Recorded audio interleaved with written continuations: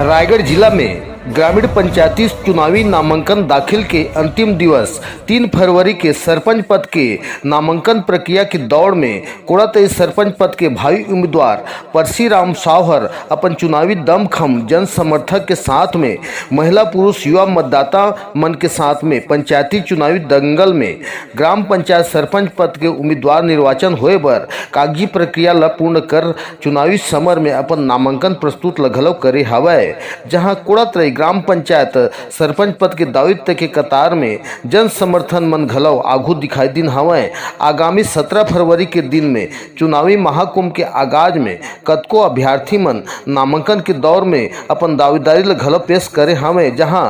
कोड़ातई सरपंच पद के प्रबल दावेदारी के कतार में परशुराम ढोलगी सावहर दमखम के साथ में निर्वाचन कार्यालय में जाकर के नामांकन के मोहर लगा दे हवे। जहां आने वाला समय 17 फरवरी के दिन में पंचायती राज चुनाव सरपंच उम्मीदवार के प्रबल दावेदारी परशुराम के ऊपर में जताए जावत है।